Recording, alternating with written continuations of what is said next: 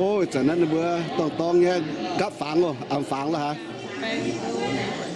thật tiên gấp phẳng chẳng bữa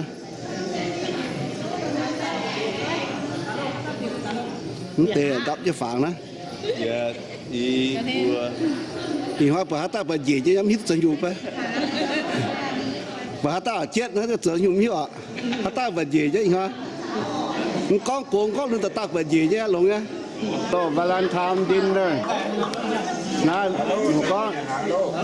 giờ na mấy cuối tập trung nuôi liệp đón hoa ta na nhì há tiệp phế bến háp nhân hoa na nuôi liệp ta mà cá nó bớt rồi ô lai khu nhớ mà ta khu nhà làm là khu nhà khu nhớ nhà lươn tốt thì nhớ nhà liễu trâu hiểu kỳ pháo nhớ nhà lươn á chán nó sẽ biếu biếu chỗ ta chỗ ta chỗ cho hot chỗ cho bật diêu giàu nha rồi nha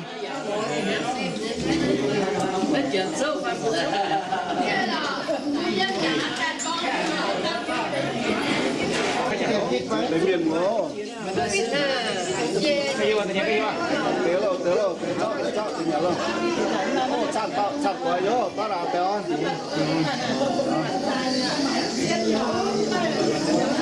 thì chắn tên nó chiên mới yêu miền như tròn su sang hát nó ổn á tao giờ yêu miền nha chặt tao tròn su chiên nó nhiều á của tế luôn ca có tế nhiều phá con cái này mà vừa năm này rồi cái nhau có tiền phá có mà cô là hấp này nhé là ta nó tốt nhiều ý này chỗ vào mày mà hay có tiền quả bữa sinh gì nha phát hoa nhìn hả mày nhiều sinh gì đi nhìn hấp bây giờ có thứ giả cho lấy gì ổn chịu giây phút nó có ní mà hay nhiều có cái phá dùm nhớ từ xa có tiền nhiều phá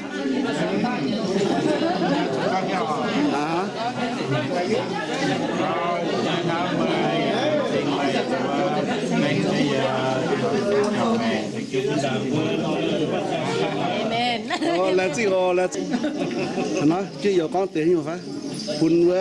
chưa gì mà làm quả phun chụp phát đi phá phun phiến à chúng ta sẽ tới được không như chẳng con là văn thời dễ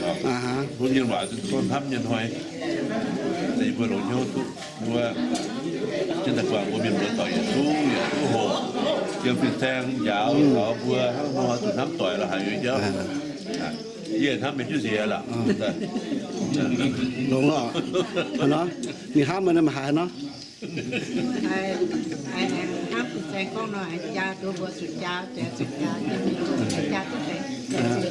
chán ham ở là gì amen kịp quả đúng mới kịp hấp tỏi mới hấp thì đó tung chó này bị bệnh luôn hả kịp chứ nhiều của nó kịp luôn hậu nó có tiền nhiều pha toàn hấp như bây giờ vẫn là hấp như bao giờ tối cho lo hấp như tay mấy bữa ăn sườn tơ cầu thực hấp tết toàn miền Đông này mình khá vì bữa ăn trà nữa hấp tăng hấp một số lồng tên nồi lồng tên nồi nó cao lồng tên nồi phải không đâu bây giờ hấp nó tải rồi im cái do thì có hấp có tải đó bây giờ hấp thật nhiều năm tệ né ọt im ô là gì ạ cái nhà mà như có phải đâu có để con thăm nên là vậy cái cầu là phải cha thăm cha thăm ok lộn hai miếng đảng có từ cha na bữa ít cha nói nó có từ nha chỉ dùng bơm pan nó tắm con vậy nha ham ăn ham nhỏ hấp mới là cũng hạt con quá chẳng hấp nhớ lồng tên nói anh lồng tên nói chẳng hấp nhớ lồng tên này lồng tên nói lồng chết tu gì hả ô nhà cái nào chúng chỉ là này có khoáng thì không con tòng phế tiệc phế hàng luôn phế là ô lào em nó bữa số tòng cha tê mà nó chỉ có ông vừa phê xếp lên nhà vừa chỗ tông cha để vừa chỗ lồng tên nọ lồng nồi ok này yếu nhá nó có tế nhiều quá phun luôn là chia pha lại chỉ có chuyện rồi im hóa là nó hỏi rồi quay chấm nhà em phê chấm cái lao bà miền nó tấm cái yêu là đầu tiên là chỗ không mà chỗ xéo bà đúng không hắn ta lại nhiều suy tưởng tao nên là lồng cái lao thế nào lồng tên nồi là gì mà yếu có tông cha lao nữa mà experience nó có sự lồng nồi nè mà up and down mà lồng nồi nó gì à mà thế nhiều con phải mà nhé ham nhà nói nè hoa vừa mà tiêu hụt tiền sáng vừa mà hâm nhà hoa phải như này tiêu hâm nhau amen lại chi ạ liu ham nó lủng hả luôn เหมือนแต่ว่าแรงที่กินหุ่งแต่ว่าคุณแต่ว่าอิ่มห้างอิ่มเมียนแต่อิ่มห้ามปล่อยหรือแต่ว่าเก่งซองตุ๊กยาวก็หรืออาคุณเจ้าว่าเหมือนยาวก็เย็บกระดิ่งสวยห้างตัวเย็บต่างๆกวางนี่น้ำเสียงโหกว่าเย็บห้ามนี่แต่ห้างต่างๆเย็บห้ามก็เยอะโรแรงที่กินหุ่งแรงจริงเหรอแรงจริงสำคัญตอนมาห้ามเนี่ยนะตอนสิมาหานะมีห้ามไหมนะ Cú bồด้วยห้ามเมียช้ำเนี่ย amen ยี่ห้ามเมียช้ำเนี่ย lại chi ạ xuân hà mà nhiều có tên đi bảo trợ cùng ăn cái xuân hà โอ้แรงจริง mẹ và nhiều lúc message như vậy He's thinking nhà con ảnh hồi thám này nhà hồi thám giang hồi thám cả thám in ồ hai trăm con nữa amen nó nhàng mà quang nhiêu vậy bác ว่าแค่ยัง amen lại chi ạ nãy cái đúng đồ hơi miệng có nhiều vẫn có mà nhiều có chiềuว่าว่าพูดว่ายำนะฟ้า giống hai con hay nhiều bảy con năm tuổi cho chung hiện cái vui anh ta chung mà nhiều lúc chung mà nhiều năm tuổi ปูมาเยอะฮับต่อยอ๋อamenแล้วจริงอ๋อน้ำมาเตะnhiềuว่าbà có phunว่าเสียnhaฟ้าmà nhiều message phảiว่า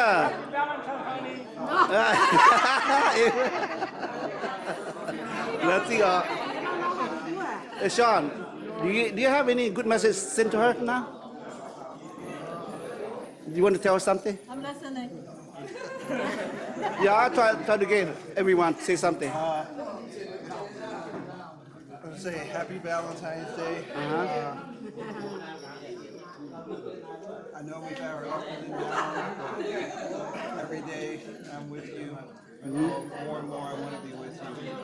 so I thank God every day that we met God put us together so I love you honey là chị còn thì ham rồi đó là chị hả okay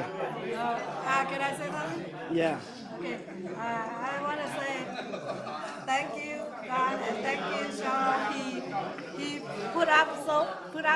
on me so hard, but he never give up, and I appreciate it. And I love him. mình có lẽ chị nên trả ton tớ nhớ đau cho phụ nữ nào muốn ta lồng tên nói lẽ chị lồng tên nói just be patient right take patient a lot of patience thank you Sean nhiều mà con chờ ba và con gì phải nó phải con chiều ham nhiều và phải mà nhiều con phải lồng hoài miền mà nhiều con lồng hoài miền có tế nhiều phải lồng hoài miền nó bằng con nhỏ nàng con nó mình con thăm tên nó hạ cái tiền nha thì có nhỏ bản vừa ham nhiều nhiều thì chán nó làm thăm ấy yếu đuổi xuân xếp con của lồng hoa nó dấu dấu xì trước mày tớ bi tớ cũng mày cái này ham nữa mày thính mày dạ thính tỏi nè con ham nhỉ con năm triệu này hạ cái tiền nha tụi có gì bướm ba nó hộ tụi ta sẽ có tụi để ba chứ tụi đi bữa đi bữa cuốn đầy bữa lỗ tụi tình hàng lỗ ô kinh lao hay ô miền mua mình tình hàng nó không hiểu cái mai nồi nhớ mình tình hàng nó mà chiều tía mà chiều tiết giá nào mà kiểu cao lũ ta nha mà kiểu vô luôn nha giá nào luôn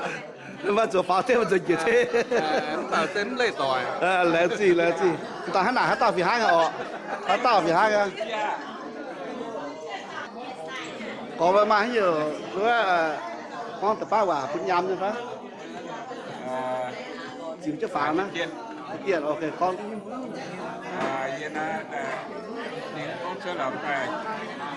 chọn cái yếm chọn cái yếm này là hàng cho tập bia nó thì chứ mà này cho cái hàng tập bia thì tôi chỉ mình chụp cô nhà để nó đó là chụp cô này này số tiền nhà bữa bia là next day tôi chỉ mình cái lông họ cái lông à này năm này những con bia mà sẽ là gì con này năm gì phép xin nha lồn hoa miền nói phải cổ đỡ ba năm bữa chỗ xìแต่ผมบอกว่าท่านผมก็ I love you ไปเบื่อในบอกก็ I love you เนี่ยสัตว์ป้า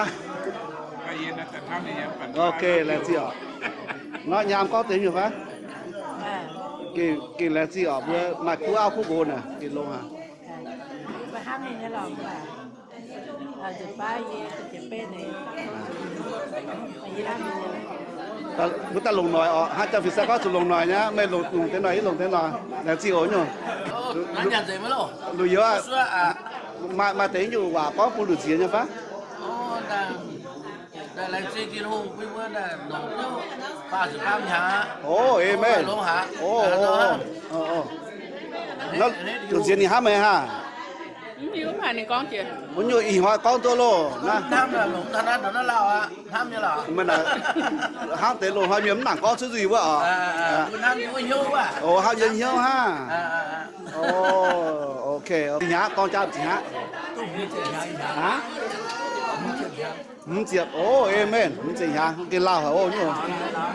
Gì muốn tè cái thằng này mà lao nhá? Là gì cô? Và hắn này luôn. Bà lồng tôi đừng là lao nữa, cái mà nói hả? Cái sen tua. Là gì ạ? Ok. Cái nào mà thế ở nhục khu à có phun khen nhang nhá pha. Để xin thưa mà chỉ cần ham hoàng im hoang mà nhiều tôi đi chỗ ta mà hãy hỏi chia mai phá thì cho hàng phú